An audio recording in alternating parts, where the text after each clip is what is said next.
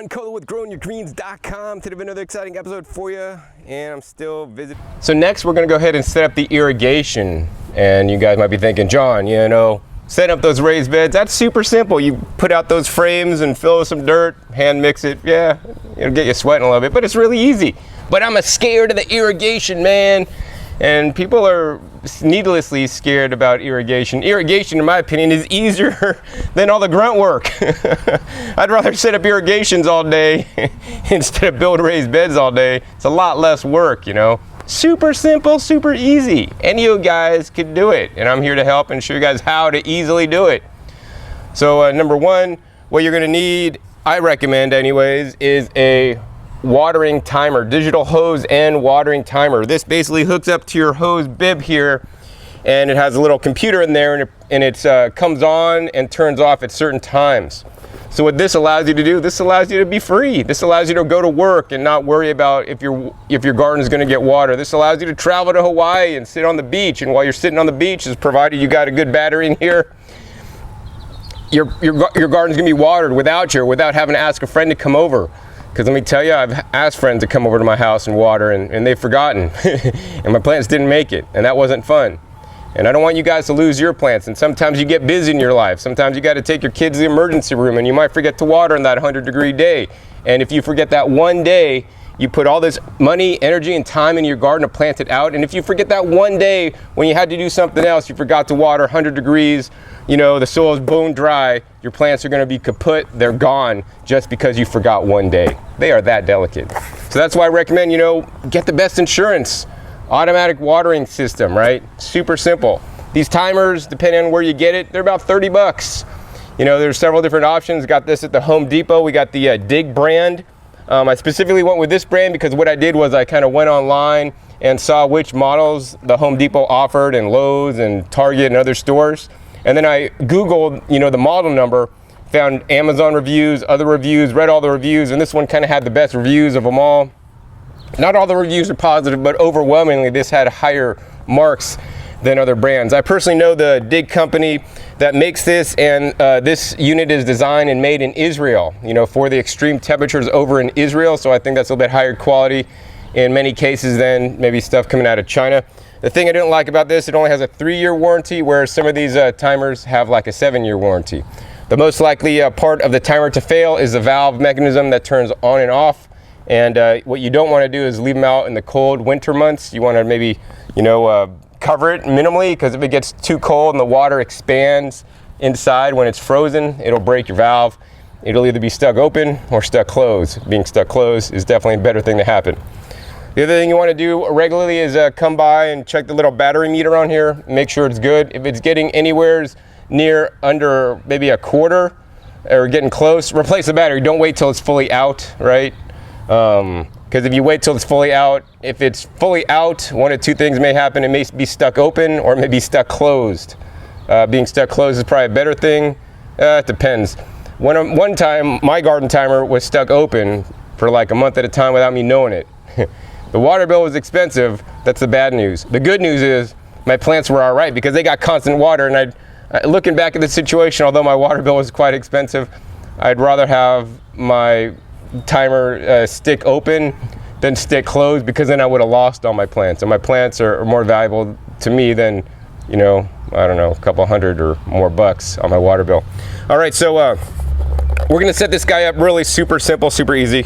Open this guy up, nothing to be afraid about. If you guys use an iPhone or Android phone or smartphone, you guys could operate a water timer, seriously. Comes with instructions in here in the box. These are super simple to use, and if you're kind of intuitive and stuff, you could figure it out yourself, which I'm gonna do. On the bottom, first thing is you're gonna wanna install a battery. So we're gonna go ahead and pull this apart. And this guy takes a 9-volt, which I kind of like. It's probably going to last longer than some of those units that take 4 AA's or even 2 AA's on some of them. Always make sure you always use a alkaline battery in these guys. Don't ever use the carbon zinc ones, and try to get a good name brand. They're going to last you longer. Your health of your garden is at stake. All right, so we put that guy in and fired on up. It basically has a time at 12 noon. I think the time is maybe 3:30. So we're just gonna go ahead and do all the settings. I mean, we'll set it later. We don't need to show you guys all the settings. So basically on here, the controls are pretty easy. There's a manual on and manual off. So if you want to just water your garden or test your system, press the on, you could hear it. Kind of you hear the valve go clop. So that's some kind of like valve that just goes in and out. Then you press the off. You could hear it close. And then there's a couple different modes. You press the modes for the timer, the days to water, the start time, the off time. And you have 4 different programs. So I do encourage you guys, when you look for a water timer, look for one that you could program up to 8 times a day. That'd be optimal. They have internet connected timers. You can spend a lot of money on a timer and all this kind of stuff. 4 times a day would be minimum. Don't do any less than 4 times a day. Why you want 4 times a day is, especially in the middle of the summertime, what you want to do is you don't want to do like one long 30-minute soak with the drip irrigation. You know, maybe that might be good for like, you know, shrubs and trees and things like that. But for the gardening, what I prefer to do is actually short bursts of irrigation to get the root zone wet and to go a little bit deeper. So for example, in the summertime when it's going to be getting hot, you know, I may water right in the morning, you know, plants are kind of waking up, the sun's coming out. Yeah, give them a squirt of water, right? I can give them maybe, I don't know, 5 minutes. And it depends on your weather conditions, your soil consistency, the plants you're growing. There's a lot of factors. And then maybe like, you know, the sun comes up at noon, your garden is a space where it gets full sun like around noon. So then maybe like, you know, your plants are kind of getting hot. If you come out and you see their leaves drooping, then you know you should actually already have been watering them. So then I might maybe water around 1 o'clock, 12:30, maybe another 5 minutes, hit them another 5 minutes, or another 3 minutes, depending on, you know, also the dripper volume, how much water flow you got coming out of the dripper. If it's a 1 gallon per hour dripper, half gallon, 2 gallon per hour dripper, and or your water pressure coming out. This is all gonna, you know, play an influence on how long you need to do it. And then maybe like, you know, if at 3 o'clock it's still really burning up and your plants have burned through the water you watered for a couple 5 minutes at 1, so then you might want to hit them again at 4, right? Hit them at 4 for another 5 minutes. That's your 3rd time of the day. And then maybe, you know, let them burn through that, and maybe like, I don't know, 8 o'clock, 9 o'clock at night, hit them for another 5 minutes, you know, or 3 minutes. I'm just pulling these numbers out of thin air. I don't even know the schedule, what I'm going to do here. I got to check it out. But yeah, that's kind of like my general thing. And then in the winter, I dial it back, you know, because the sun's not directly on it. I might do, you know, once a day, 5 minutes, maybe twice a day. It's usually once a day in the wintertime for me. So yeah, so all you need to do, you want to make sure there's a screen installed in here, because any kind of particulate will clog up your emitters. And if your watering system is not working properly, you want to check this every few months to make sure there's no gunk in there. You want to remove that and clean it out. So how easy this is to install is you put this on your little spigot and you screw it on. I like screwing things on more than I like screwing things off. All right, so screw this guy on. Make sure you have a nice tight fit, and then crank this all the way up high. All right, and there's no leaks. So that's how easy it is to install, right? Now we're just gonna leave the spigot on, right? Make sure you leave the spigot on. I like to usually crank it up all the way to the full extension. I kind of like the ball valves that have the levers instead of the, you know, these gate valves. I like to crank it all the way on, because usually when it's halfway on, if you don't have really good gaskets in there, it might be leaking. If it's all the way on, then it's more likely to, you know, have a good seal, I found. Anyways, the one I have in my house is like that. And then what you're gonna do, the next step is you're gonna wanna get out your kit. Well, you wanna program that. We won't show that in the video, but save time. You can read the instructions, but we got a kit here. So the cheapest way to do this is buy a kit. The kit will have many of the parts you may need. Of course, if I was to do it on my own, I might buy like separate parts, because I don't need some of the parts in the kit. But once again, this kit was a much better value than buying all the parts separately. And I'll be able to use all these parts to plant the garden out here.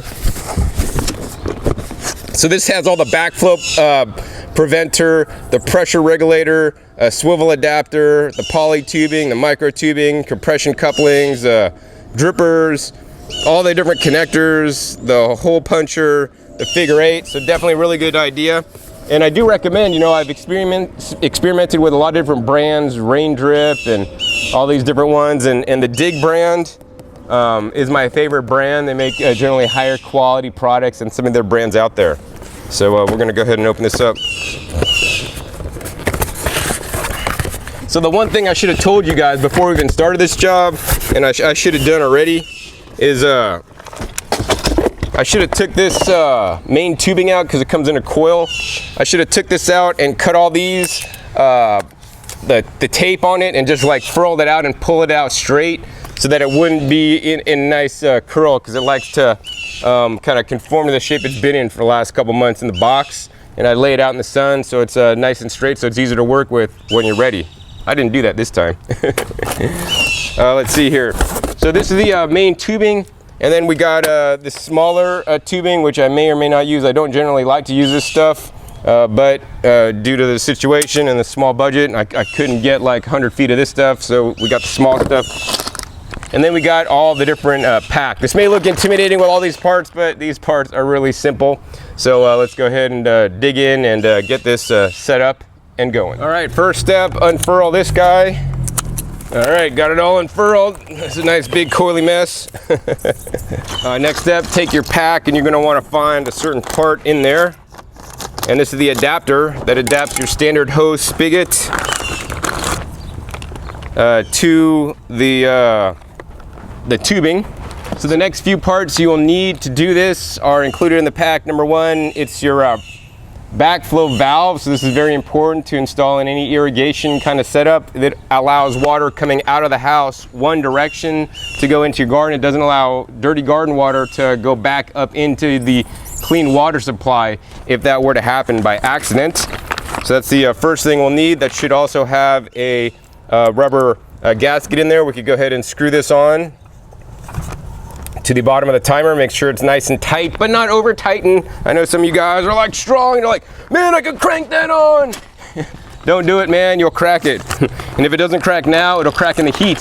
Trust me, I know, because I've done it. It's like small man complex. All right, so next step is you're gonna wanna get this guy, and this is known as a pressure regulator. So this regulates the pressure to the proper pressure and PSI, pounds per square inch, for the drip system. And once again, this should have another gasket in there. Make sure it's installed there. And we're just gonna go ahead and screw that guy in. All right, once again, do not over tighten. Next part you will need is the part right here. Make sure this has another little gasket or washer in there. And then also it has another screen. Very important, keep this screen in there. The more screens, the better. Of course, this screen will probably get most of the debris, but you also want to check this one as a secondary precautionary backup. So yeah, what you're gonna do is you're gonna go ahead and take this tubing here, and this tubing is super simple to use, man. If you stuck like a straw in a glass of soda to drink out, not that I recommend drinking soda, you should be drinking fresh made juice from your garden. You could put these two together. So all you do, you take this tubing, you take this little thing here, and look at that, it's about the right size. You stick it in there, and you kind of just wiggle this back and forth. And if you guys look closely at that, it's kind of just like going in, and then it finally goes in there, and it's in there. That's it, man. It's not like you don't have to cut anything, you don't have to do anything, you don't need wrenches, pliers, you don't need no tools. This is a no tool install, remember. And then you're good, right? And then you're just gonna go ahead and screw this in. So once it comes out, you know, we're at a nice elbow bend. And let me go ahead, maybe back the camera up so you guys can see what we're looking at. So now what we're looking at, it comes out of the water timer, goes through the one-way valve, pressure regulator, converts into the drip tubing, and then it kind of goes and has a nice curve. We could kind of make it over to the raised beds, but this is a little bit, you know, takes up a little bit of space and whatnot, so I want it to be cleaner. So what we're going to use, instead of just dragging this, and you can't kink this tubing. If you kink this tubing, it's going to cut off the flow, so you can't do it. So what you need to do is invest in 99-cent fittings. If you buy them individually, I do encourage you, if you guys are doing a big job, buy them by the 25 pack. Some Home Depots may sell it, or go to a irrigation store. They sell them in 25 packs. May get the price down to 50 cents, 75 cents each. A lot more affordable that way. So what we're going to do is we're going to go ahead and cut it up near here. And maybe we'll do a close-up on this for you. We're going to go ahead and let it come out just a little bit, and then we're just going to go ahead and cut it. Oh man, John, you messed it up. No man, I just cut it. And then you're going to take this this L fitting, and once again you just put it on there and just wiggle it a little bit, and it's going to go in. just like so. And then now you got another fitting to put on. So now we're just going to put this end on and just wiggle it in. Super simple, super easy. And then now we just space it over this way. So now we have a nice elbow that's directing us down to the garden, so we could go along the edge of the house or the wall. So it's a nice and neat and tidy installation. Let's go ahead and move this hose down to the garden beds and show you guys what I'm going to do there. All right, as you guys can see, I'm furling this cable out. Oops, tripping over stuff as I'm walking backwards. Furling this cable out. Now it might be good to get some stakes to stake this down into the ground. The budget didn't allow that this time. That's what I would do. And you guys can see now we're just going by raised bed number 1, and we got it by raised bed number 2 all the way down. So now what we're going to do is we're going to go ahead and take this single line and tie into it so our first bed can get some water. If we had a single bed, we would just use the line and have the end of the tube go into the bed. Because we have a second bed, we got to tie into that. And this is pretty easy as well. I mean, you guys all have had an outlet that has like one outlet free, and you want to plug 2 things into it, like your Christmas tree lights and your cell phone charger. So what you get is you get one of those multiple outlet adapters. You could plug one plug into the outlet, and it gives you like 3 places to plug in more stuff. That's easy, right? Well, putting in one of these T adapters to go to one of your beds is just as simple as plugging it in, right? All you gotta do is you're gonna take some scissors and you're gonna cut your main line, and we're probably gonna go about maybe, I don't know, 6 inches or so into the bed, and then we're gonna go ahead and make a cut right here. And don't worry, man, if you guys cut in the wrong place, they have connectors, you know, just couplers to patch up what you did wrong, you know. So you do want to pay attention to when cutting and try to get your cut to the right point. We're gonna go ahead and once again put this T fitting in there. Once again, just presses on, no problem. And then we're gonna go ahead and press this guy in on the other side. So as you guys can see, we got an upright here, and that's ready to go for when we come back to it. But now we're gonna go ahead and go down to the next bed and show you guys how we're gonna plumb the line, the end of the line. It's kind of like the end of the line on the subway to the last raised bed. Oh, and yeah. In the kit, luckily, there are 3 stakes. There are 3 plastic stakes. I do not recommend buying the plastic stakes. They're POSs. Doesn't stand for point of sale. And I recommend the metal ones if you guys are buying them, but these ones were free in there, so we're just gonna go ahead and tack this down, you know, near where I need it so that it doesn't move. All right, so you guys can see the line over there from the first raised bed. Then it comes down over here, and what we're gonna do is we're gonna go ahead and take this hose, and we're probably gonna go about another 6-8 inches in to the raised bed, probably about right here, and then we're gonna do another cut, right? And double check to make sure you're pretty good. And I had planned this out on paper, you know, on how the layout. I was gonna do this before, you know, I'm doing it now, so I could buy all the proper fittings. And we'll make one cut here. And then we got a little elbow. Now we're gonna go ahead and put that one in there. And now this is gonna go up to our second bed.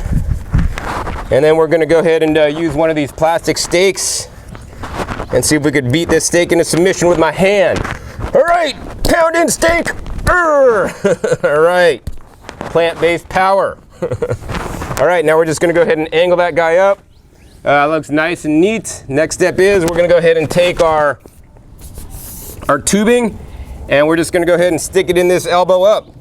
Make sure there's no kind of debris or anything in there. So if you're working around, I'm working on lawn, so it's not too dusty, muddy, gravelly, whatever, dirty. If you want to do kind of protect the fittings from getting dirt in there, and you will want to flush the system before you start, you know, putting the drippers in.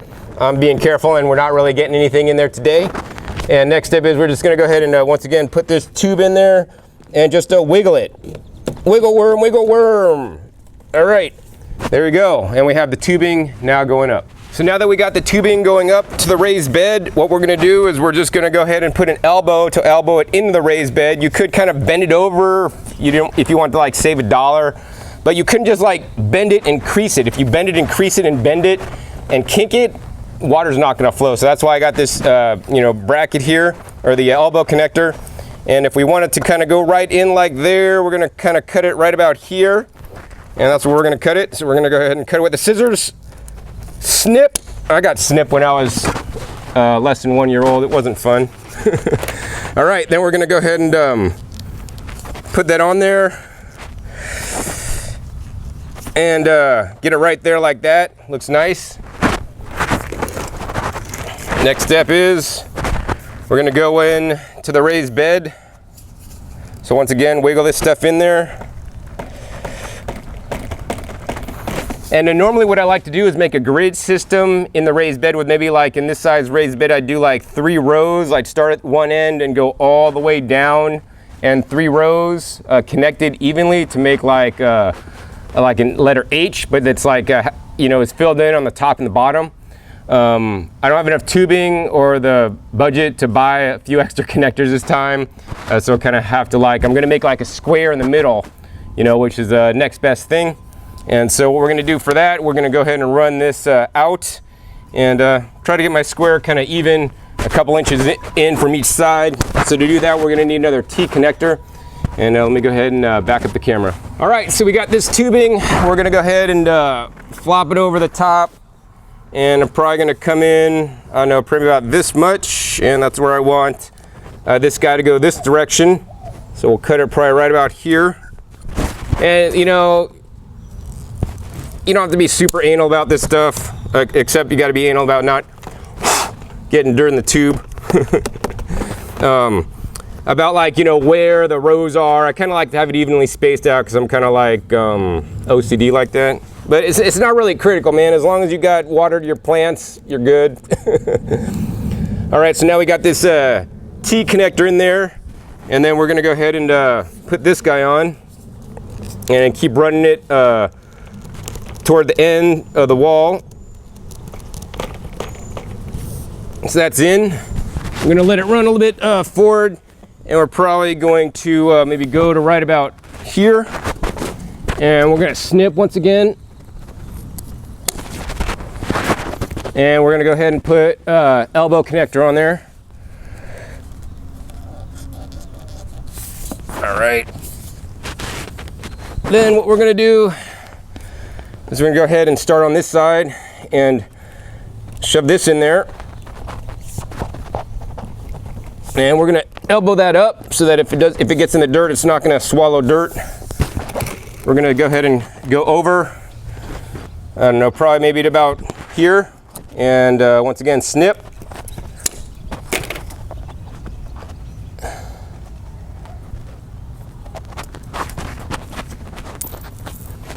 And once again, get an elbow connector.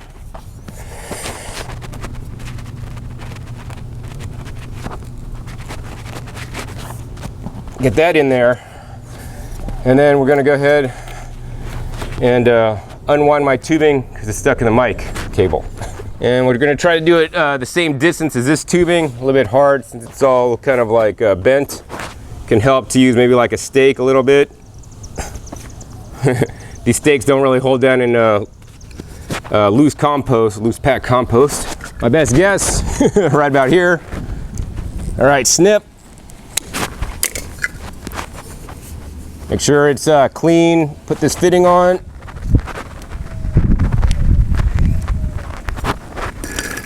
Last one. Put this fitting here.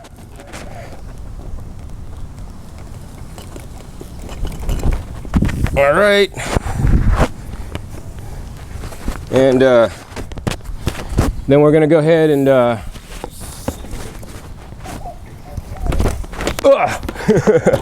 next thing we're gonna do is we're gonna go ahead and run this irrigation line to make like hopefully a square.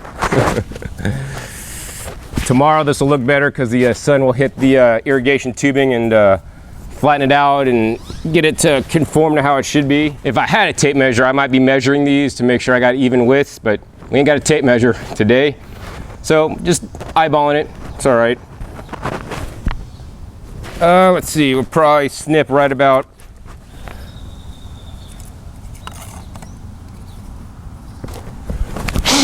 here.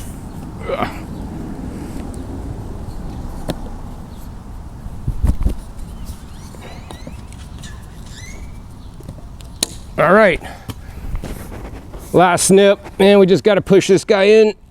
All right, and that's it. This would be a square if I had laid this out in the sun, or a rectangle, sorry. And over time it should just kind of lay flat. Now I get to do the other side. All right, so I'm just about to finish the irrigation on the second bed. All I have to do is connect these two guys to make my little box here, like this. But we're not gonna connect it yet, because even if you think you're careful like I was, or I think I was, you wanna go ahead and flush your line. So we got the two ends kind of like headed off the bed so we don't get the bed all messed up. And we're gonna go ahead and simply turn on the irrigation controller right quick. And we're gonna run back and clean out the lines. And you just gotta do this for maybe, I don't know, 15 seconds. Make sure you don't have any dirt or debris in there. Then we can go ahead and turn them off.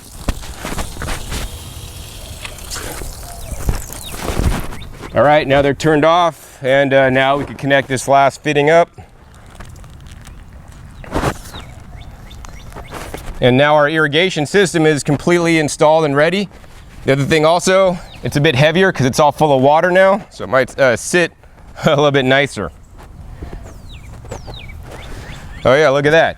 So yeah, optimally I would have liked to maybe space this out a little bit more towards the edge and have this closer to the edge and then have like a middle bar running down. I wasn't sure if I was gonna have the tubing to do that, and then I would need extra fittings. I did have the tubing, so I would just need couple extra fittings.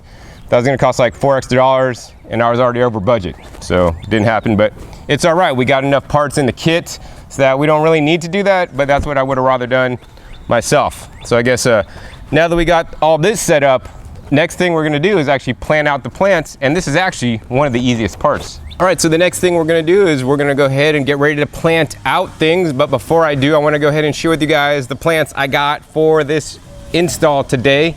And the thing is, the owner here, she wants to, number one goal was to have an easy garden, a maintenance-free garden.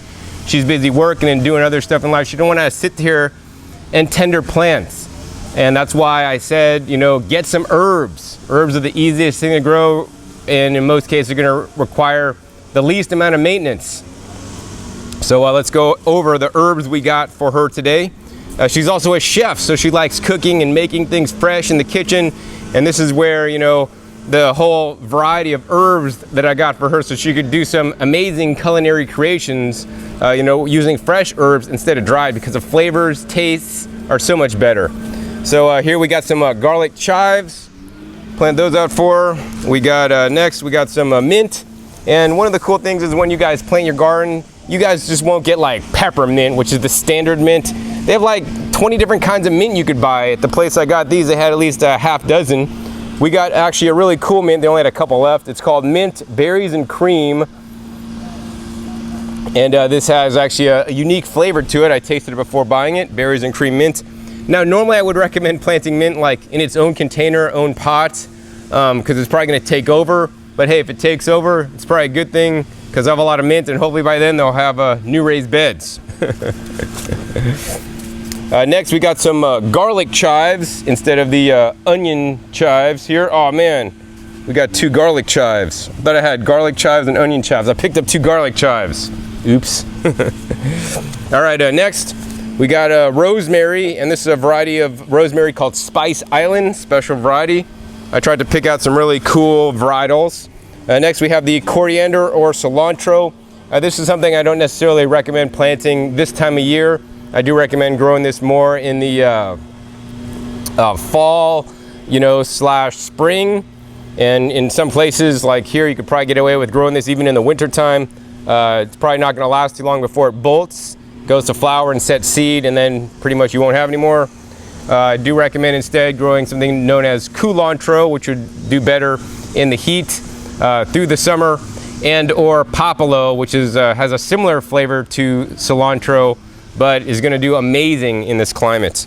Next, of course, we got some curly parsley. Next, we got some basil. And one of the cool things is when you're growing your own garden, you could choose a lot of different varieties of basil. You know, there's probably at least a dozen varieties at the nursery I went to. This is actually one known as the holy basil, or tulsi. This is great for making teas and even using in cooking. And this is one of my favorites. Next we got some, this guy right here, which is already rooting out of the pot. And oh man, he doesn't have a tag. But this is thyme. Got some thyme right here. Try to get tags on everything. Next we got oregano, and this is a variety known as hot and spicy. Probably my favorite variety of oregano. Next we got sage. So this is called the Burr Garden sage. These guys could get quite big. Next we got some more basil. You know, in every different variety of plant, like you guys go and buy apples at the store, they don't just got Red Delicious. They got Red Delicious, Green Delicious, Gala, Fuji, Wine Sap, Macintosh. They all have different flavors, and just like basil, they all have different flavors. And when you grow your own, you could choose, like, you know, hey, I'm making a Thai dish tonight. I don't use a Thai basil, you know, in my Thai recipe I'm making. Or maybe you're, you know, cooking something like some spaghetti sauce, and then you want to get some standard Italian sweet basil. Hey, you could do that if you got a garden. But if you go to the store and you just buy dried basil, they just got dried basil, man. So yeah, this is some Thai basil. One of the best ones that I like to grow, especially in the heat. They do quite well. All the basils do pretty good in the heat. And here's the standard basil. We got a standard sweet Italian style basil here. Oh, next, another really cool one. This is a sorrel. And sorrel is a nice kind of herby slash vegetable, really unique flavor. I like this because it's a perennial vegetable. Even in the winter, this will probably continue to grow and make leaves. I love to eat the leaves. My favorite way to use these leaves are actually to take them out of a leaf and then actually batter them up in like a kale chip style batter, dehydrate them, and then they're some of the best kale chips you can make with the red vein sorrel. Also a very beautiful plant. Next we got some dill, some bouquet dill. Now, dill would not be the first choice that I would grow once again in the summer. This is also like the cilantro, and like maybe like fall, spring conditions. Summer may get too hot. For that reason, I planted it against, you know, near the house with some afternoon shade. We're gonna go ahead and plant this to the back of the bed so it gets the most shade, and maybe even behind something. Now, let's see, next we got another basil, and this to me looks like pesto perpetual basil. That's what it's been sold to me before as out west, but here they're calling it Basil Aussie Sweet. And it's a variegated basil, rarely goes to flower, should do really well through the whole growing season, so I'm interested to see how this does. Next, another basil, and this is probably one of my favorite basils. I mean, I like all the basils I got. They're some of my personal favorites, that's why I got them. But this is the dark opal basil, and look at the colors on that. This is a nice purple basil. So I want to encourage you guys to eat your foods of color. Don't just get all green plants, right? Get some plants with some purple pigments. These purple pigments have high levels of anthocyanidins, and these are very healthy for us to eat on a regular basis. You know, one of my new favorite things now is to eat purple carrots. All right, now we got a traditional one, East Indian lemongrass. So that guy will also probably do pretty good year-round as well. Next here we got marjoram, or marjoram, I don't know however you say that. Another herb we're gonna plant out. And then those are all the herbs I kind of had to, like, you know, sneak in, don't tell anybody, 2 vegetables to grow. You know, I had to get a tomato plant, man. If you got a garden, man, you gotta have a tomato plant. So we got a super sweet 100 tomato plant. We're probably gonna plant this at the front of the bed that's gonna get the most sun, and maybe try to find something to stake it up or something, because it's probably gonna get huge, and this will produce abundant amounts of cherry tomatoes that are gonna blow away the taste from the ones from the store. And then let's see, last plant we got today, had to get this one. It's probably one of my favorite leafy greens to grow in the hot climate, whether that's a hot desert climate or hot, humid, tropical climate like we're in. And this is known as the Malabar spinach. This should also be grown up a trellis, you know, up a stake, probably a big trellis actually. Just this one little plant now could probably fill like probably all the wall area you guys see behind me if it had a nice trellis or some like hog panel fencing or utility panel fencing to grow up on. I mean, this thing will take over. It looks small now and it grows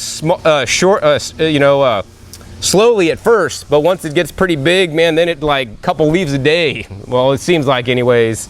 And this will provide copious amounts of leafy greens to eat, one of my favorites. And the last thing I got when I got my flat of plants, you're thinking, John, there's nothing in there. Yeah, man, look at that all in there. I got some free soil, so we're gonna go ahead and tap that out. No soil wasted when I'm building a garden. All right, next step is to, we're gonna go ahead and take, since we got about 20 plants, we're gonna go ahead and put 10 on this side, 10 on this side, and I'll come back and show you guys the layout when I got it. So now I wanted to share with you guys the layout that I decided to do in each of these raised beds. So as I said, we had 20 plants, so I kind of put 10 plants in one and 10 plants in the other. And I didn't just haphazardly like set them down and all this kind of stuff. I kind of thought about it. And especially if you're a new gardener, you may not know exactly all the things I know about gardening because I've been doing it for a number of years and kind of know how big a plant gets and how many seasons it's going to last and all this kind of stuff. So, you know, try to just get 2 categories, you know, like I've done here. One category is perennials, or whether that's a perennial herb or perennial vegetable that'll grow year round in your climate. In certain climates, like up in Alaska, right? Some things ain't gonna grow year round in the snow for half the year, right? So I know about climates where it's more, not as like cold on some of the years and there's no snow on the ground. That's where I come from, so I know which ones are gonna do well. And that's why I got this bed here. This is the perennial bed, and I got some of the perennial crops that'll pretty much grow year after year based on my experience and based on what the experts say.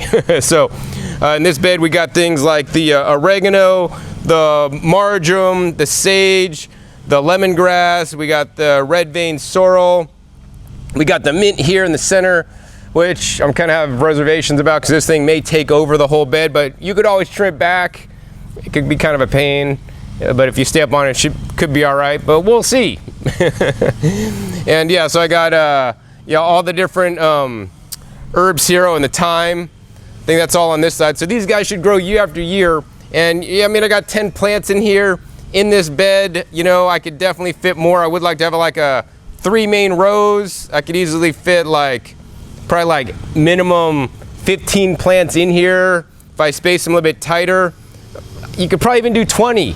And here's the thing, like when the plants are small, you could pack a lot in there, but the problem is once they get really big and start crowding out the other one, you know, the strongest will survive, and that's cool. I probably wouldn't put any more than like 20 plants in this bed. That'd be like pushing it. But as I said, we only had budget for 10. I would probably maybe I could fit in another 5, you know, fairly easily, like things I didn't get. But that's pretty cool. So yeah, these are the ones that should grow year round based on my experience. And over on this side, we have the annual bed. So if your guys are starting a garden, going to be growing like cucumbers and tomatoes and peppers, you know, in the continental U.S. or most places in the continental United States, those are going to be grown as annuals for you. And so on this side, we got the basils, which are basically going to grow till the frost. You know, I got a lot of the basils on this side. We got a tomato on the end, you know, that I'm probably going to, you know, bury deep.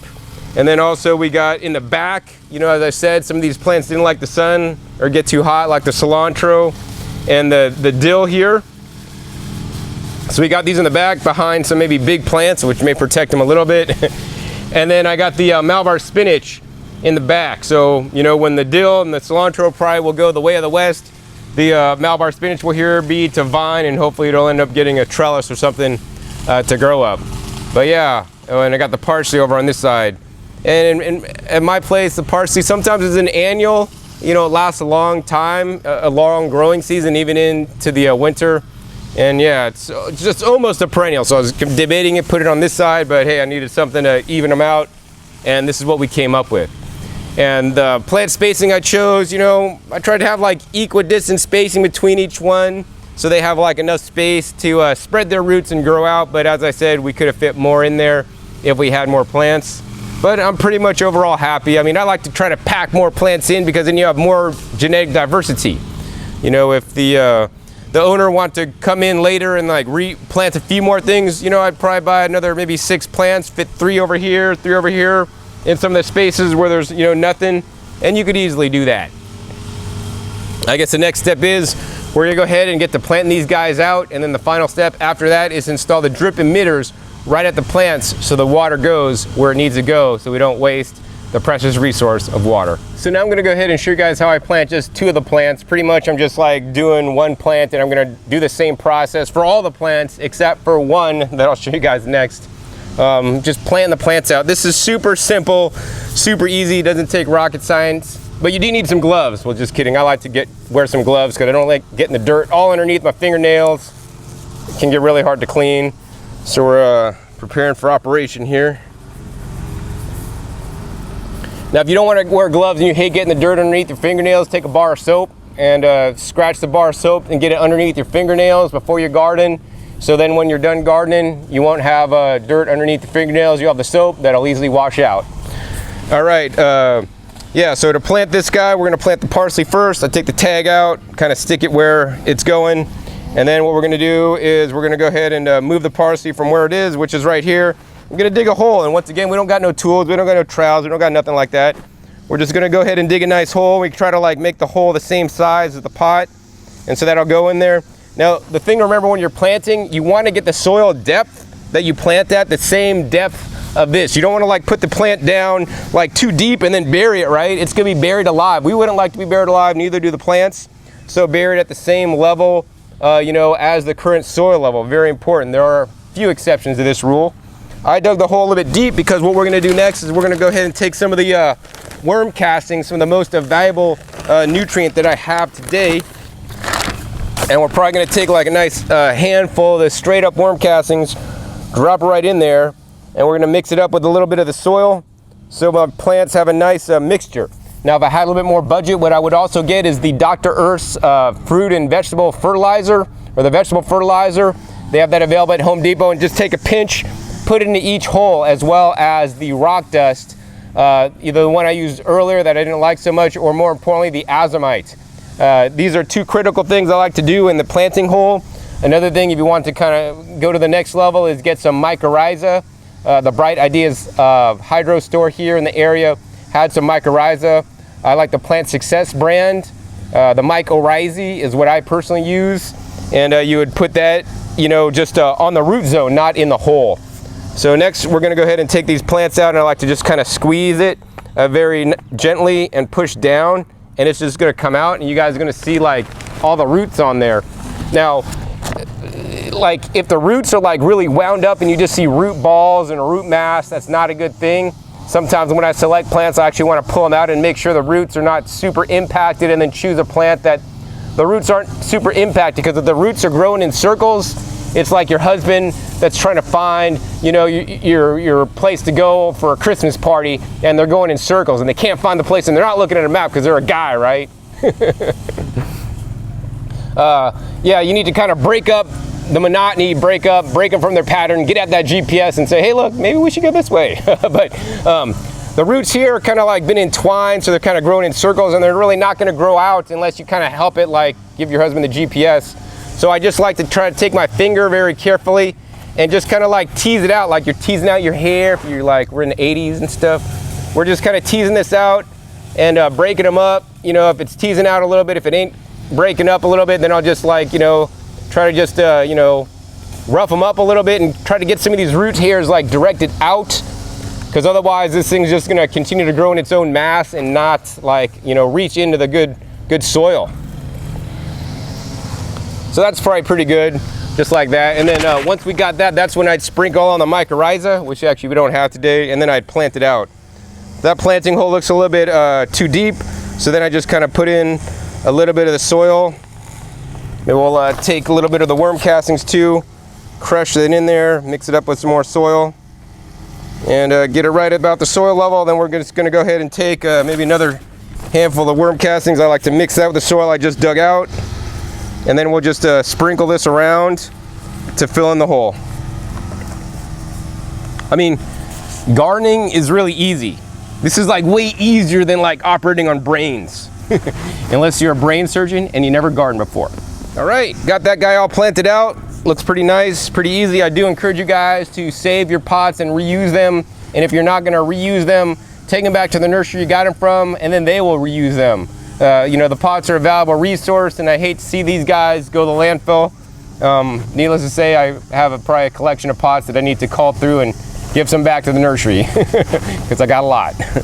All right, next let's go ahead and go over to the other plant that I want to show you guys how to plant. That's gonna be different. Most of the plants, 99% of the plants that I'm planting today are just gonna go in like this, super simple, except the tomato. So let me show you guys what I'm gonna do with the tomato next. All right, so now I'm ready to plant out the tomato, and this is the exception to the rule. I've also done this with peppers, but it's not as successful with peppers as it is tomatoes.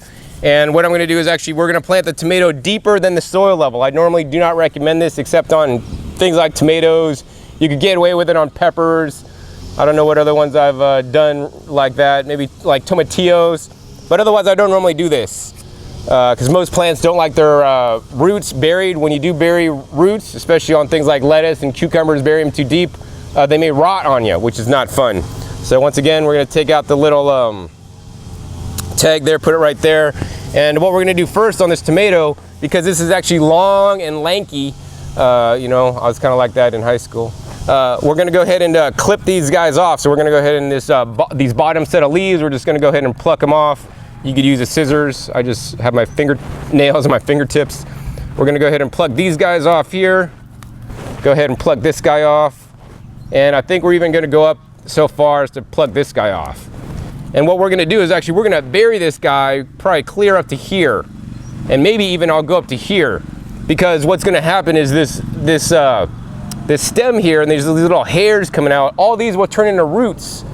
And the roots will actually absorb more nutrients, so that even though you're burying this like halfway now, this will be a much more vibrant and stronger plant in the future. And so yeah, that's why I'm gonna do this on tomatoes. So next we gotta get digging. Feel like a dog. Good thing my dog doesn't dig in my garden. All right, now that I got a nice deep hole, look at that hole, really deep. We're gonna go ahead, take a nice handful of our worm castings, mix it back in there. We're gonna go ahead and take our tomato, squeeze it, dump it upside down, pop the bottom out. Now these roots look pretty good. They're not super impacted like as bad as the parsley.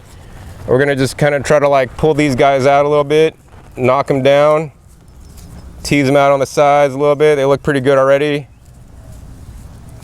And then we're gonna go ahead and drop it in the hole.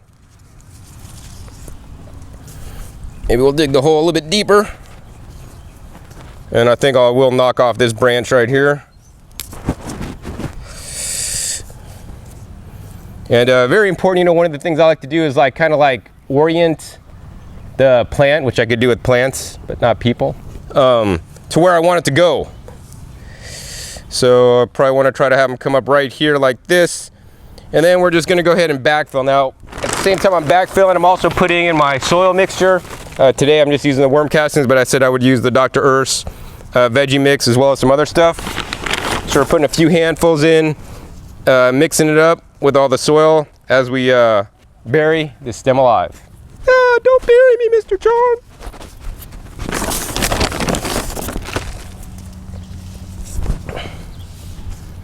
All right, so there we go.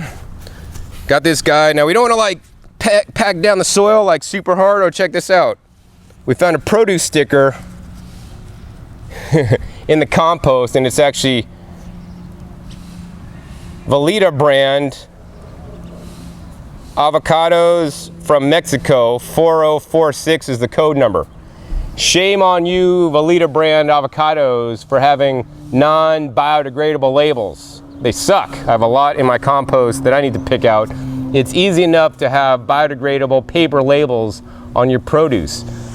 That's the shaming on one hand. On the other hand, I'm glad that actually avocados and peels are in one of the composts that I'm using to grow this stuff. All right, so you know, we're just packing this in, and we're not like tamping it down super hard. You know, the thing to remember is that the plants grow the roots not into the soil, but the space between the soil, and that's why it's good to have a kind of nice fluffy mixture, especially in a raised bed that you're putting in like I did today. So yeah, we're gonna go ahead and see if we got this guy going straight up, and level them all out, get the soil all leveled out. Looks good. Planted that tomato. Now I'm gonna go ahead and plant out the rest of the herbs just like I did the parsley, and we'll be back at you when I'm done. All right, so I'm just about done planting everything out. You guys can see I got 10 plants over on this side. Got a whole bunch of empty pots now. And then over on this side, got 9 plants in, 1 plant left, and I got just a little bit of worm casting left. We're gonna go ahead and plant this last one out and maybe talk to you guys about some of the things that I've learned doing this. Always when I'm gardening, sometimes I'll have the radio on, sometimes I'll be playing like, audiobooks from audible.com to educate my brain. Today I was just kind of like gardening in Zen mode, right? And that's good. We need to get back to nature, have connection with nature. One of the things I was thinking about is that, gardening, it's a lot about repetition. That's why I didn't show you planting 20 plants. That would have been pretty boring, and I'm sure this video is already long enough, and already some of you guys are complaining it's long and boring.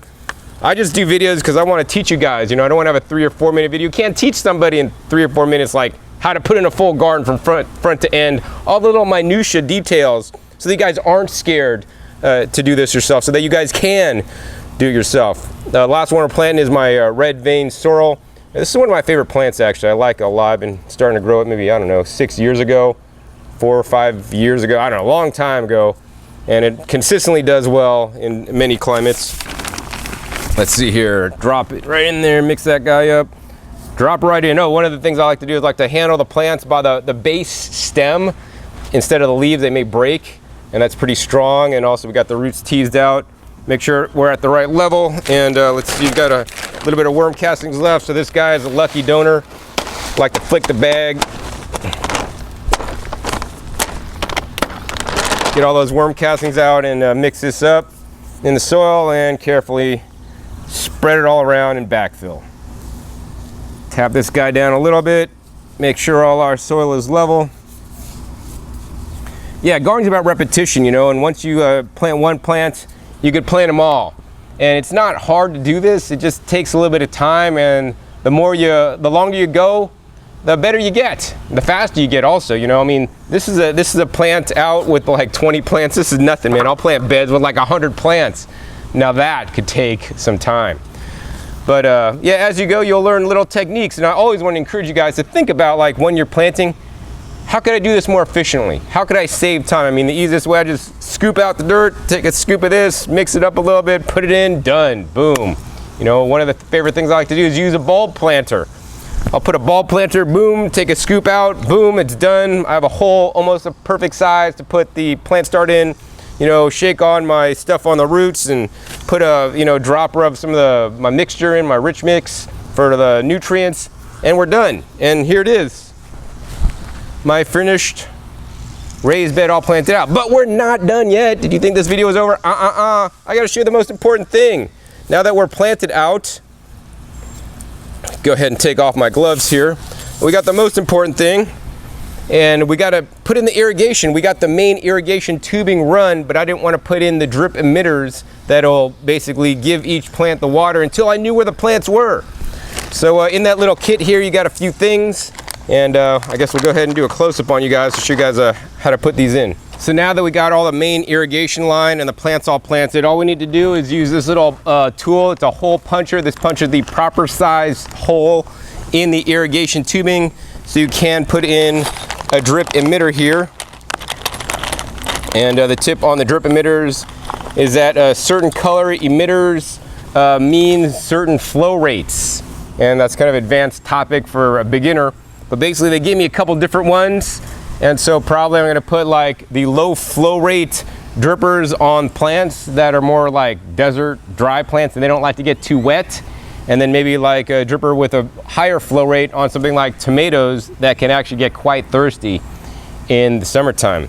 Anyways, to use this tool, all you're going to do is go near the plant, and I always like to have my dripper, especially if you're for new plantings, within a couple 2 inches 3 inches max from the plant. And then also you should run the dripper for a nice amount of time so it actually gets a nice spread of the water. So we're just going to go ahead and take the tool here and pop it in, and I like to kind of like rotate as I'm turning. If you're doing this on a hot day, it's a little bit harder because the tubing is soft and it doesn't like pop in easily. And it's better to do it when it's like a little bit cold out, like maybe in the evening. And once you do it, you could go ahead and snap this guy in. You guys hear that snap? Make sure every one that you do snaps right in, because if you don't hear it snap in, it may not make a good seal, and that means when you turn your system on, it may fly out, and then you're going to have a leak, and it's going to be a pressure leak, so then maybe some of the other drippers may not operate properly. I'm going to go ahead and do the rest, and maybe I want to do a close-up on one of the ones that are in the center, because you know, if you put a dripper here or here, it's pretty far away. So I'm going to show you what I do for that instead. So now I'm going to show you guys what to do if you have like a plant in the middle, not near a main drip line. Now, the thing I would like to do, you know, I'd prefer to have like another main drip line go like right across the center here line. So then I could easily put a dripper in the main line and feed it to the plant. This is a lot more maintenance free, and in my opinion looks cleaner than what I'll be doing next, and I'm only doing this because we are short on the budget. All right, so mainly what you're going to do is you're going to go over to where the plant is that you want to water, and you're going to basically make sure that the line is clean and have like the most closest and direct path, which is about right here. So we're going to go ahead and once again we're going to rotate and turn this as we're pushing in. You could hear it kind of like make a little pop. It's going to pop out a little plug. Then what we're going to do is we're going to go ahead and put this little coupler thing in, and this just sticks right in there. Once again, make sure you hear that snap. Then we're going to take this smaller drip tubing stuff and stick that in there. Make sure it's you know, all the way in there, because this stuff has been known to fall off, which may mean a leak. That's another reason why I don't like to do it. And we're going to wiggle this on until it's pretty far down on the fitting. All right, I think that's not going to come off. Then what we're going to do is we're going to go ahead and take some scissors and say it's going to come out to like right here, and we're going to go pretty close to the plant and just snip. Ouch. And once you snip that off, then we're going to go ahead and take a dripper and then put the dripper on the end here and wiggle that on until it's tight. Very important. Last step, especially important if you have a longer run, you're going to go ahead and take a little stake and stake this down, put it right on the drip tube, and stake this down to where you want the water to go. That way it stays in place and your plant gets all the water, even if it's not right on the main drip line. You know, this gets kind of messy and is a little bit more difficult when you're replanting the following season, because you got all these things sticking out. What I prefer to do is just have the main lines, and then I pull this whole thing off, and then I'll replant my bed for the new season and then lay it back down as long as I have my lines and the rows marked. All right, I guess next thing I got to put in about another 18 drippers.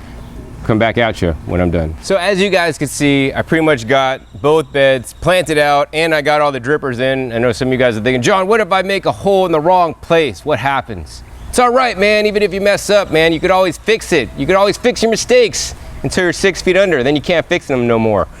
So fix them now. But yeah, if you put a hole in the wrong place, they got these goof plugs that has a small side and a big side. Pop it in. That'll plug your leak. Wish you could do that with your plumbing in your house. Wish it was that easy. And the other thing you could do is if you put a hole in the wrong place, you don't have a plug like this because they cost extra. This kit came with 2 of them. Just put a dripper there, man. Water the soil. The microbes will appreciate it. Now I got drippers in all the ones, and I made sure I went around to every plant to make sure, okay, I got a dripper in this one, dripper in this one, dripper in. Make sure you got a dripper on every plant so that they will get water. Last thing to do is let's go ahead and turn this system on and make sure that all the drippers are functioning and water is coming out of each and every one of them. The other thing you're going to want to do is, you know, take out a stopwatch or a timer and see how long it takes so that the water percolates down and basically wets out the root zone. This is very important because this will tell you how long to run your water timer, not me telling you, hey, run your water timer for 5 minutes, because it's always 5 minutes, no matter where you live in the whole world, no matter on your soil, no matter on how hot it is. At least if you know if you run it for 5 minutes, it gets a nice root ball wet, you're in pretty good shape. And then, you know, of course, depending on how hot it is, it's going to dry out that root ball. Then you're going to have to run another cycle for the same amount of time. So that's what I'm going to go ahead and do next. All right, so I just engaged the system, and you will hear all these air bubble sounds, and as the air clears out the system, and then you should see water dribbling out each and every one of the drippers, and you're going to want to go around and make sure each and every dripper is dribbling water and it's getting to where it needs to be. Sometimes on rare occasion you do have a defective dripper. It looks like all the ones on this bed is working. let's go over on this side. This guy's doing pretty good. I put drippers that actually give a higher level of water on my Malabar spinach and the tomato. It's actually shooting out pretty good over there, but every other dripper appears to be working. We're just gonna go ahead and let this run a few minutes and then see how long we need to water until we get to a good saturation level. And if you don't know what that is, go out and buy yourself a moisture meter that will test the soil moisture for you guys. So after poking around in the soil just a little bit, I kind of figured that about after 3 minutes, because the cycle time went on for about 5 minutes total, and it counted down. And right when it was at like 2 minutes, that means it ran for 3 minutes. You know, we had really good soil, moisture level, you know, and I kind of dug out next to the plant. Might be a good idea to put a phantom dripper in, so, you know, that's not near a plant, so you don't have to dig up a plant to see how the water's capillating out. I was very careful and dug around the plant to kind of check it out. I figured 3 minutes. So with that, we're just gonna go ahead and hit the mode button once, and it basically flashes how many hours. We're not gonna do that, so we're gonna press the arrow button, go over to the minutes. We're gonna go ahead and set it to 3 minute cycles, and then we're gonna go ahead and hit the mode button, and that's gonna take us to how many days you wanna water. I'm gonna go ahead and water every day at this point, because every day, unless it's raining, it's gonna get hot and sunny, the water's gonna evaporate off and it's gonna need water. And then it says, what time do you wanna start your cycle? So I generally, you know, as I said earlier, I wanna have a cycle in the morning, so maybe we'll have a cycle starting at maybe, when do we do to like 9 a.m.? Then we'll go to cycle number 2. And I think for now, we're gonna go ahead and turn it off. You know, some plants don't like too much water, including some of the herbs. You could literally rot out their roots. And actually I noticed on one of the plants that had some root rot where it was getting too much water at the nursery. And then let's see, click it, mode again. We're gonna go to cycle 3. We're gonna go ahead and turn that off too. And 4 is off as well. You click the mode button again, goes back to the time, and currently it's 8 o'clock. And then we're gonna go ahead and close this so the rain don't get in there. And that's pretty much it. I mean, we set our timer, you guys learn how to do that. We set up the raised beds. This is the whole process, okay? So basically what happened is it took me 2 days. The first day I went out shopping, the second day pretty much installed the raised bed. I could have finished at the end of the second day. I don't know, maybe like 4 hours. And if you mix soil and you got some tools, it'd probably take you less time. But this is a fun project, man. It's not about how long it took you guys. Let me go ahead and give you guys an overview shot of the garden and share with you guys a few things I learned along the way. So as you guys can see, this is the end of the job and the end of the video. As you guys just saw, and I don't know how long it ever took me to make the video. It's probably like an hour video after editing. You guys saw the program, the deal from start to finish, where I got the raised beds on Craigslist pre-built, you know, where I got the soil at the Home Depot, Bright Ideas Hydroponics, and some at Lowe's. You learned about the best soil and what to look for and how to save money. Buy in bulk if you can. Soil test before you buy things in bulk to make sure you guys are getting a good mixture. And yeah, we right in around $300. And you know, I'm not gonna say gardening is cheap. You could surely just dig up your backyard where the grass is, double dig it, maybe buy a couple bags of compost and start planting out and do it that way. But the method I prefer is raised beds. It keeps things nice and simple, neat and tidy. And this is an excellent way for the homeowner here to start gardening with minimal work, because I did plant all plants that have low maintenance. Now the one thing she will need to do is maybe come out and see if she needs to do a second watering cycle. I'm only watering once a day, come in out at the evening, see if the plants are drooping their leaves, see if the soil around the plant is really dry, and if it is, run it a second cycle. At this point in time in the season, I think once a day is probably good, but you know, I won't be here to double check and see. Otherwise, everything's gonna pretty much grow on its own. Most things are gonna be pest resistant. You know, that's why all the herbs have their aromatics and essential oils to resist the pests, so that they could do it naturally without any human intervention. They're gonna soon have, you know, plenty of fresh herbs and even some veggies to eat in their cuisine. And this is the first foray into, you know, getting herbs in, then maybe next get some fruit trees in, and then convert the rest of this backyard to a whole backyard edible garden. And I'm glad that I was able to play a part and get them started easily. And now you guys also could know how to do it, because I took you guys step by step. I haven't done one of these step-by-step videos in a long time, so it's kind of cool to have the opportunity to install a garden step by step and even get back into the garden you know, when I'm visiting my girlfriend, since I'm, you know, out of my garden. I'm like a fish out of water, but now I'm a fish back in water. So a few other things I'd like to add is, let's see, if it was me, I'd probably add a few more plants in, get a few more drip emitters, maybe like no more than 5 plants max for each side, maybe some where there's some big spaces, and run some more drippers to it. That'd be really cool. Other than that, I think this is a pretty much good setup. And I did want to comment on the price. I mean, I know for a lot of people, $300, that's a lot of money. But here's the thing, you guys buy a house, it's a lot of money, but you have to make the investment in your house once, and once you got it paid off, pretty much you're free and clear. And just like this, everything you guys see, 98% of all the money that was spent, or I don't know, maybe like 95 or 90%, whatever, I'm not good at math, is infrastructure. The raised beds aren't gonna go anywhere. They're gonna last 3 years. The soil, that's never gonna go away. That's gonna last indefinitely, right? The irrigation system, I mean, my irrigation system has lasted, I don't know, 8+ years already. Not gonna happen.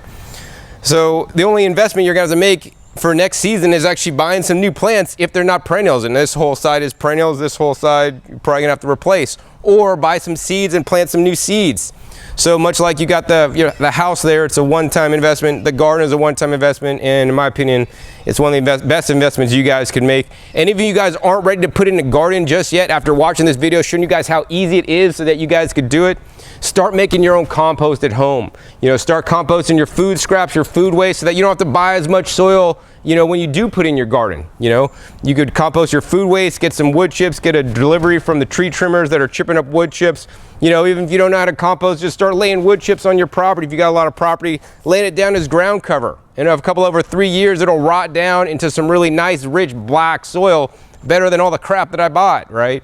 You guys could do it better. Make your own compost. Start now. And even if you got a garden, install a new garden, put in a compost system as well, so that next season you're not having to, you know, top off your beds with store-bought compost. You'll have your own compost that you guys made at home. Let's see, final thoughts before the sun goes down and I got to go inside to eat dinner.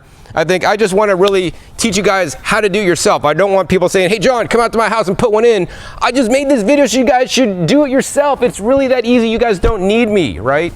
Teach a man to fish, feed him for a lifetime, feed a man a fish, feed him for a day, right? I want to teach you guys how to fish. It is really that easy. You can't mess up because you will always learn as you grow, right? And check, and you know, if you guys like this format, like this video, I haven't done one of these in a long time where I plant something out from scratch and start something new.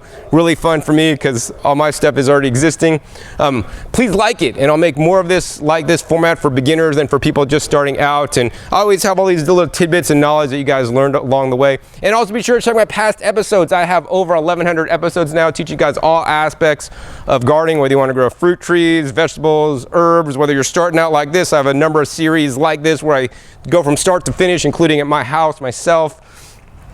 And be sure to click the subscribe button so you don't miss out. I have videos coming out every 3 to 4 days, full of new content, full of fresh information that you probably won't hear anywhere else on YouTube. And I'm the #1 most watched YouTube gardener with nearly 300,000 subscribers, which just boggles my mind. So thank you guys that are all my subscribers, and thank you guys that continue to watch me and enjoy my videos. But more importantly, it's most important to me that I'm actually making a difference in this world and being the change that I want to see in the world, as Mahatma Gandhi said. So once again, my name is John Kohler with GrowingYourGreens.com. We'll see you next time, and until then, remember, keep on growing. All right, this is John Kohler with GrowingYourGreens.com. Today, another exciting episode for you, and I'm still visiting my girlfriend here, and something really cool happened. It's going to benefit all you guys and everybody out there watching this video. So the next thing we want to do that I almost forgot, that I'm actually kind of filming this at the end, but I forgot, that's why it's a bit darker, is we got the compost tea. So optimally, I'd like to have this in a watering can so I could distribute it evenly, not pour it out of this spout. But we're just going to go ahead and take a little bit of compost tea and pour it at the base of each plant to kind of give them a nice kick after they've been planted. And this is our free compost tea here from Bright Ideas Hydro. Compost tea is very important in my opinion. You can make it out of worm castings yourself, but it's good for the biology. If you guys want to make your own compost tea, be sure to check my past episodes. I have a really good episode. I personally use the Boogie Brew compost tea brand myself.